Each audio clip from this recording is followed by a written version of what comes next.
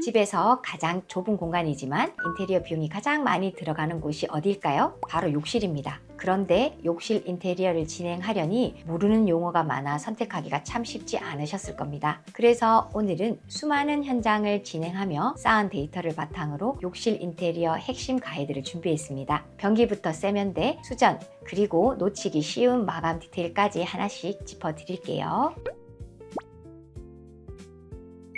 대표님, 양변기를 고르려니 용어가 너무 복잡해서요. 첫 번째 방식의 차이로 물탱크에 물을 모아 한 번에 쏟아내는 물탱크형과 수압으로 바로 밀어내는 직수형이 있습니다. 두 번째로는 모양의 차이, 물탱크와 본체가 하나로 붙으면 원피스, 분리되어 있으면 투피스라고 부릅니다. 특히 구축 아파트 인테리어를 고민 중이시라면 저는 투피스 모델을 강력하게 추천드립니다. 투피스는 물탱크 위치가 높아 낙차의 흠을 빌릴 수가 있기 때문에 수압이 약한 곳에서도 배수가 훨씬 확실합니다. 물론 투피스는 이음새 부분 청소가 번거로울 수 있다는 단점이 있었는데요. 요즘은 투피스 치마형 모델이 잘 나와서 겉모양은 매끈해 청소가 쉬우면서도 수압은 강력하게 유지할 수 있습니다. 장단점 잘 비교해서 선택하시면 되겠습니다. 림리스 제품은 어떤가요? 림리스는 변기의 안쪽의 테두리, 림이 없는 구조를 말합니다. 물때나 오염이 낄 틈이 적어서 청소가 훨씬 편하다는 게 가장 큰 장점이죠. 다만 일부 제품은 물이 시원하게 내려가지 않는다는 평가도 있으니 주의가 필요합니다.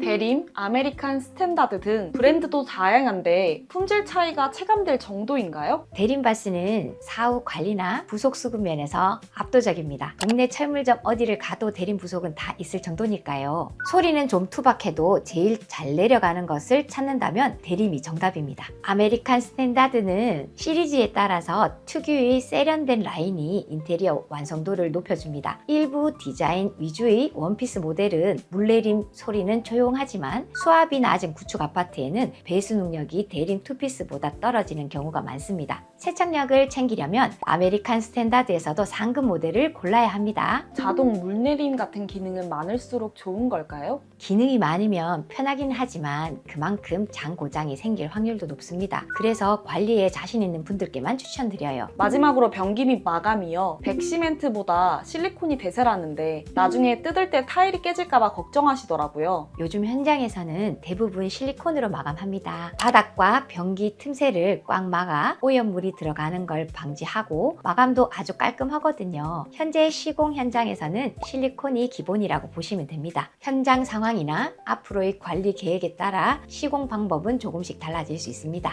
대표님, 세면대도 종류가 정말 많더라고요. 크게는 반다리형과 긴다리형으로 나뉩니다. 먼저 긴다리형은 세면대 아래에 바닥까지 이어지는 커다란 다리가 있는 형태예요. 바닥으로 이어지는 배수관을 가려주지만 그만큼 자리를 차지하다 보니 청소하기 불편하고 공간이 좁아 보일 수 있다는 단점이 있어요. 반면 요즘 압도적으로 많이 사용하는 게 바로 반다리입니다. 다리가 벽 중간에 끊겨 있거나 아예 일체형이거든요. 바닥면이 훤히 드러나니까 공간이 훨씬 넓어 보이고 물 청소하기도 정말 편합니다. 디자인 자체가 군더더기 없이 깔끔하고 어떤 욕실 스타일에도 잘 어우러지다 보니 요즘은 호불호 없이 거의 반다리형을 선택하시는 편입니다. 이건 정말 괜찮다 하고 추천하는 제품이 있을까요? 제가 실무에서 가장 자주 추천드리는 건 대림바스 384 반다리 세면기입니다. 라인이 과하지 않고 둥글게 잘 빠져서 깔끔하면서도 고급스러운 느낌을 주거든요.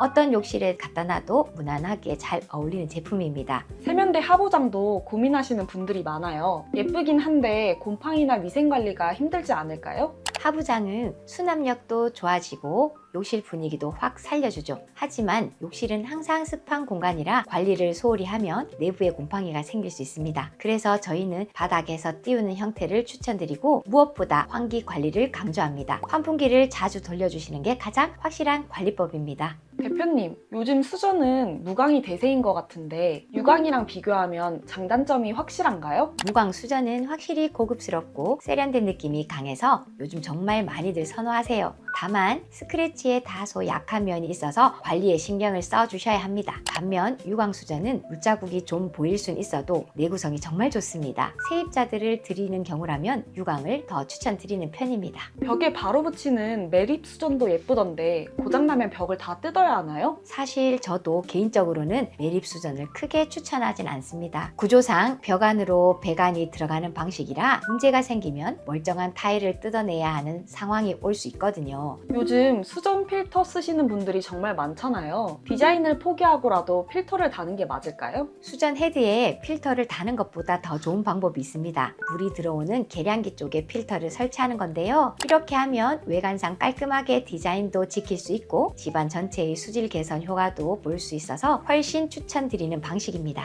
욕실 누수가 있었던 집이라면 방수 공사만 하면 될까요? 방수는 당연히 기본입니다. 하지만 제가 더 강조하는 건 배수 테스트예요. 특히 구축 아파트는 배관 내부에 오랫동안 이물질이 쌓여 있는 경우가 많거든요. 그래서 미리 배관 청소를 하는 것도 좋은 방법입니다. 욕실 상부장은 거울 있는 게 좋을까요? 또 슬라이딩과 위로 여는 방식 중 어떤 걸 더 추천하시나요? 거울이 있는 제품을 추천드립니다. 욕실 내부가 넓어 보이고 실용성도 높기 때문입니다. 슬라이딩 방식이 더 편한데요. 다만 심리적으로 봤을 때 슬라이딩은 장 중간에 세로로 긴 선이 생기기 때문에 디자인 면에서는 세로 선이 없는 위로 여는 방식이 더 예쁩니다. 안전바를 설치하고 싶은데 타일이 깨질까봐 걱정이 돼요. 전혀 문제 없습니다. 다만 타일 시공 전에 위치를 미리 협의하는 게 중요한데요. 그래야 안전하게 고정할 수 있기 때문입니다. 보통 안전바를 설치하신다면 집안에 노약자가 있는 경우일 텐데요. 추가로 안전바가 일체형으로 된 세면대도 같이 하시면 좋습니다. 마지막으로 기타 욕실 팁이 있을까요? 겨울철 화장실을 따뜻하게 사용할 수 있게 화장실 바닥 난방도 가능합니다.